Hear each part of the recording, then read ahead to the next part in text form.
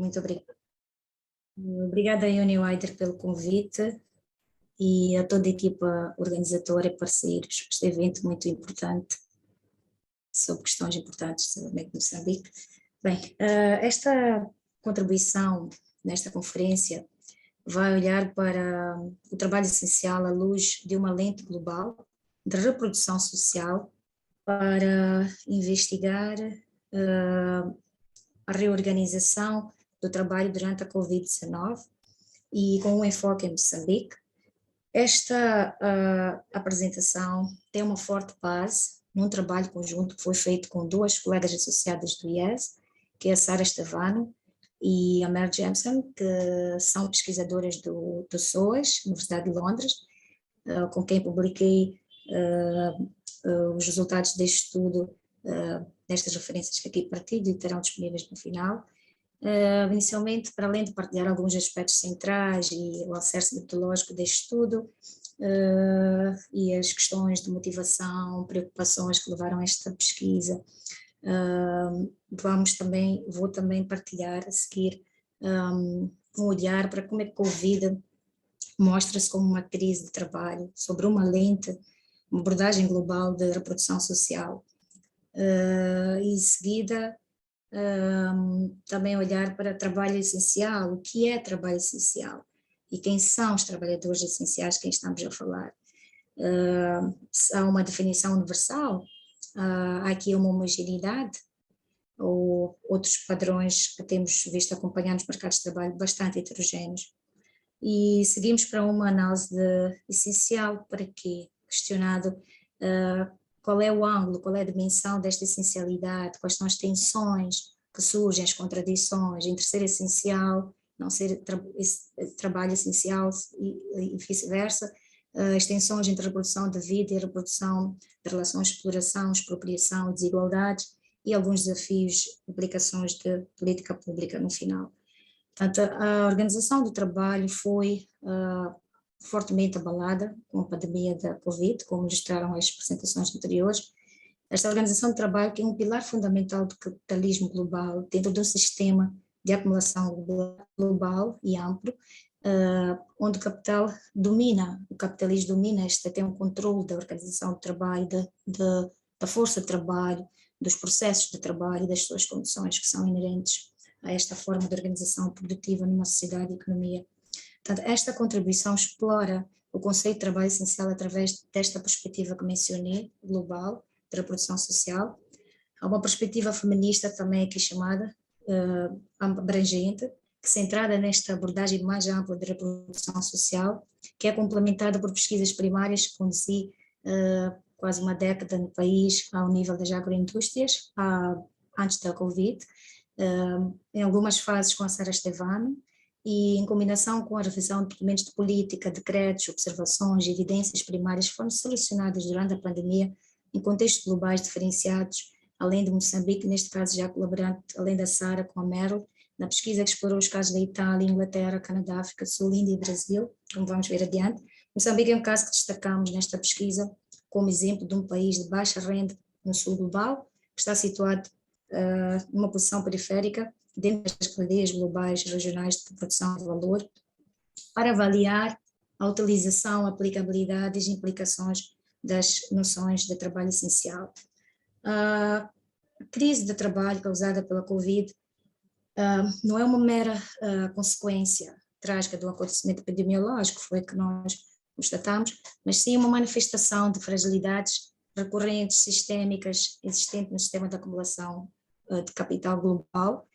A Covid não criou os problemas que os mercados de trabalho sempre tiveram. A Covid exacerbou, expôs uma crise global do trabalho que existe, o trabalho produtivo e reprodutivo que são interligados em todo o mundo, sobretudo no sul global, com várias evidências para esta interligação que vamos ver adiante. Portanto, criou sim pressões, constrangimentos, agravou, mas há problemas estruturais que já existiam, que foram exacerbados. Há várias evidências, portanto, da OIT, que apontam para as perdas de horas de trabalho, como podem visualizar alguns dados, Os trabalhadores informais, que representam o grosso da força dos trabalhos, de emprego, 90% nos países de baixa renda também perderam e viram os seus rendimentos a diminuir nos momentos de crise. Quase 3/4 dos trabalhadores domésticos do mundo perderam horas de trabalho, empregos, e foi desencadeada uma série de rupturas graves na organização de trabalho e que tornou a Covid-19 uma crise de reprodução sem precedentes. Importa também, de forma sucinta que for possível, é claro que esta questão é muito complexa para abordar neste tempo, que já é bastante amplo, mas no contexto dominante do liberalismo globalizado, esta procura crescente do capital por mão de obra barata nos países, por exemplo, de baixa renda, mais da periferia, levou a uma reestruturação global da produção e a fragmentação da reprodução social dos cidadãos, dos trabalhadores no sul global, como mostram vários estudos e evidências, e esta configuração mantém os países do sul global, particularmente os da África subsaariana, como fornecedores de mercadorias de baixo valor. Portanto, a força de trabalho neste contexto assume uma posição residual e à volta desta residualidade estão as questões que vamos ver adiante, da precariedade do emprego. E pronto, assume uma posição desfavorecida neste contexto em que reproduz este sistema social de acumulação, relações de dependência, expropriação, exploração, através de mecanismos de desvalorização do trabalho, que são centrais para as relações desiguais que levam a estas desigualdades e propagação da pobreza. Trabalho essencial, nós falamos de trabalho essencial, o que é que nos ocorre? Será que este contexto é universal? Como dizia no início, não é um contexto universal que nós podemos ver, apesar das significativas implicações da reprodução social de um trabalhador ser considerado essencial ou não. Essencial, por exemplo, tem uma perspectiva de ter emprego, um salário, mesmo que há aqui especificidades, pode ser que alcance o salário reduzido, trabalhe em condições precárias, mais ou menos precárias do que tinha antes da pandemia. O conceito de trabalhadores essenciais aparece na altura de uma forma muito dispersa e limitada, e aparece mais em momentos de crise, mas não como uma categoria de trabalho universalmente reconhecida. Há alguns casos na literatura em que os termos são usados de uma forma universal, como os trabalhadores da linha da frente, também o trabalhador-chave. No entanto, existem nuances, como eu dizia, que impedem uma conceptualização universal do trabalho essencial. O que constitui um serviço essencial varia com base no contexto, no país, na circunstância, e há pouco consenso sobre isto. Aqui tem ilustrado alguns resultados da exploração que fizemos em 7 países, África do Sul, Brasil, Canadá, Índia, Inglaterra, Itália, além de Moçambique, e esta falta de conceptualização que referia sobre trabalhadores sociais foi evidente durante a pandemia. Os países selecionados têm apenas 13 das 53 cadeias de trabalho essencial totalmente em comum. As restantes são designadas como essenciais em graus diferentes entre estes países.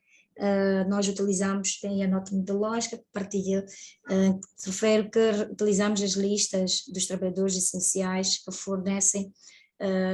foram fornecidas na altura durante o confinamento do nível mais elevado que ocorreu. Nós olhamos para os contextos geográficos e económicos específicos diferenciados. Há também padrões e dinâmicas diferentes em cada um desses países. Alguns países, por exemplo, escolheram qualificar constitui um bem essencial como a África do Sul, outros tornaram a definição intencionalmente ambígua, como no Reino Unido. E isto significou que no Reino Unido, aqui é uma questão interessante, por exemplo, o Amazonas conseguiu explorar a categoria de trabalho essencial para forçar os funcionários a continuarem a trabalhar num ambiente inseguro, não obstante enviarem artigos não essenciais, tais como máquinas de cortar relva. Na Índia, em vez das empresas que alargam os limites de trabalho essencial, certos estados tentaram, em contrapartida, isentar as empresas de leis laborais, tais como saúde, segurança no trabalho, liberdade de associação, tendo introduzido medidas que lhes permitem contratar e despedir arbitrariamente. Portanto, a suposta objetividade da essencialidade é de facto politicamente negociada, e reflete relações de poder entre capital e trabalho que se mostram mediadas pelo Estado.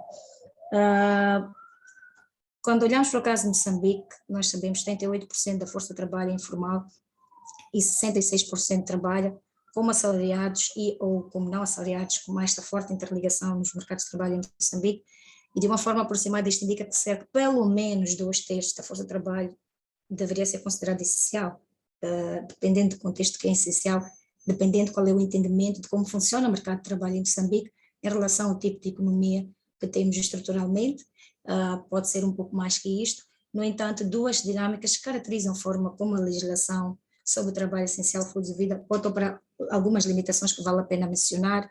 Na pesquisa exploratória nesta fase, em 2020, no primeiro semestre, de uma consulta que foi feita, foi possível adotar, verificar que adotou-se uma abordagem para ser do topo para a base, com a aprovação de uma legislação sem integração abrangente dos sindicatos, cuja participação foi restringida às negociações de salário mínimo, como tem dominado.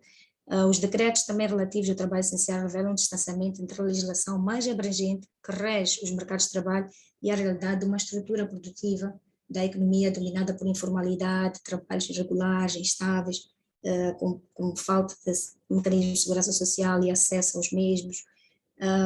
Portanto, quando olhamos para Moçambique, nas pesquisas exploratórias que fizemos, mostra que a classificação de trabalho essencial parece ter-se baseado nos chamados critérios gerais de atividades que são intuitivamente consideradas essenciais à vida cotidiana, tais como saúde, farmácia, entre outras. E além disso, a UNAI também expôs que deixa a categoria de uma forma ampla para permitir variações específicas ao contexto que fosse acontecer. Mas isto também coloca questões nas relações laborais, porque abre um espaço que pode ter um efeito limitante naquilo que é a negociação de relações de poder entre trabalhadores e empregadores no país. Portanto, a legislação de trabalho essencial adotada em Moçambique mostrou-se, de certa forma, desalinhada com a realidade de trabalho no país, que cria pontos omissos, limitações, como vamos ver adiante.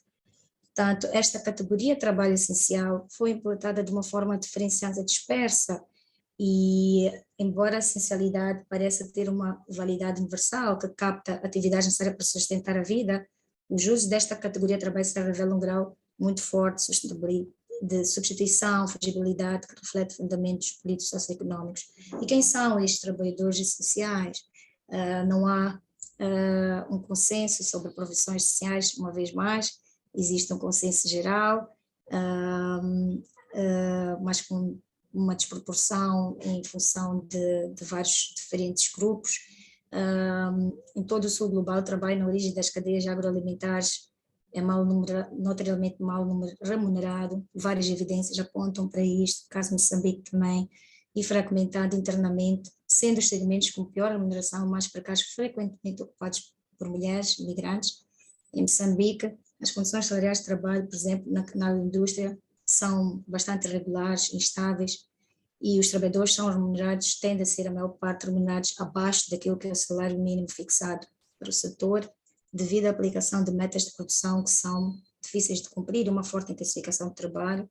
Além disso, a própria legislação sobre salários mínimos setoriais atribui salários mais baixos a várias ocupações classificadas como essenciais em relação às não essenciais, excetuando a produção e distribuição de energia, água, serviços financeiros, como podem ver na tabela 2. Portanto, salários mensais dos trabalhadores da agricultura, cuidados de saúde, por exemplo, os enfermeiros, com quem conversamos, a administração pública, encontram-se nos escalões salariais inferiores. Portanto, a pandemia tornou visíveis estas tensões de reprodução social. O trabalho que é essencial para a reprodução da vida é um trabalho visto como pouco qualificado e tem sido sistematicamente subvalorizado. Sobre a representação de mulheres e grupos minoritários com papéis essenciais de trabalhadores, que está neste contexto social da população nas suas relações de formas desiguais, e é preciso uma transformação destas questões. Coloca-se aqui várias perguntas sobre e tensões sobre a essencialidade e habilidade, sobre a essencialidade e produtividade, sobre a essencialidade e bem-estar. Desculpa-me, quanto tempo tenho? Já te dei um bocadito. Peço Tudo bem, desculpa, vou concluir. faça concluir.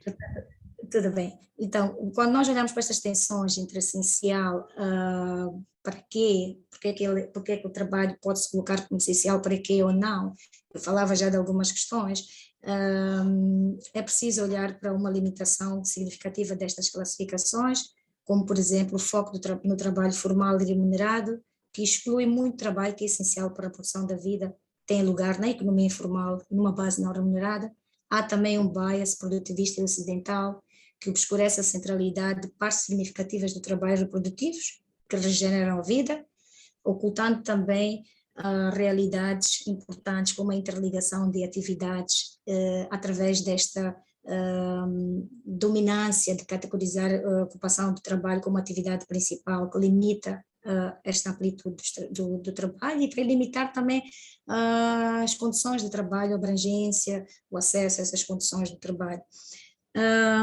Bem, como eu explicava, historicamente, há esta forte interligação nos mercados de trabalho, e também gostaria de ressaltar que, para além daquele exemplo nas agroindústrias, nota-se também, por exemplo, baixos salários dos profissionais de saúde no setor público. Algumas entrevistas revelam isso, como podem ver por este certo, e um dos mercados de trabalho são, de facto, bastante segmentados, e vários domínios de produção e reprodução estão interligados. Utilizar uma categoria de trabalho essencial, sem ter em conta esta diversidade, interseção entre trabalho e economia, é bastante limitado no contexto como Moçambique. E há também algumas tensões que eu falei anteriormente, nesta descartabilidade, nesta essencialidade de trabalho e trabalho essencial e condições de trabalho, que são moldados por estes bias ou preconceitos produtivistas, ocidentais e nacionais, que são limitados a uma fronteira, deixando, por exemplo, grupos de trabalhadores como migrantes fora deste alcance. Há alguns dados também que mostram as implicações que teve os períodos de confinamento para aquilo que são os livelihoods dos trabalhadores, das suas famílias, dependência de fluxos de fora, por exemplo, da África do Sul, as remessas, como também a questão da mobilidade interna de trabalho, que é muito forte na forma de organizar o trabalho em Moçambique. E, bom, há alguns desafios que é preciso enfrentar, como falamos, ressaltar que não há uma definição, uma noção universal de trabalho essencial, e que esta noção de trabalho essencial pode limitar aquilo que tem estas tensões, que ser essencial não significa, não está a ser traduzido por uma melhor condição de vida, e há trabalhadores essenciais que estão englobados por esta terminologia, mas que de facto continuam invisíveis, não só por não serem reconhecidos porque são informais ou não pagos como trabalhadores essenciais, mas também porque, mesmo que o sejam, ainda não têm traduzido uma melhor condição de salário, uma melhor condição de trabalho, uma estabilidade, uma regularidade. Portanto, o potencial transformador depende da possibilidade de englobar as mais precárias transnacionais dimensões do trabalho e da reprodução social, e só uma reformulação radical das relações globais de produção e reprodução podem garantir que as economias periféricas possam implementar políticas públicas que de facto podem transformar a posição de Moçambique dentro destas cadeias globais de valor, que é preciso transformar a estrutura de Moçambique para sair desta posição residual de extração e exportação de produtos primários, mercadorias. Obrigada. Muito obrigado, Rosmina. Peço desculpa Desculpa. ter apressado um pouco a apresentação. Peço desculpas por ter isto. Obrigada. E, por uma questão de tempo, vou passar já diretamente ao colega Sam Jones para apresentar o seu artigo. Obrigada.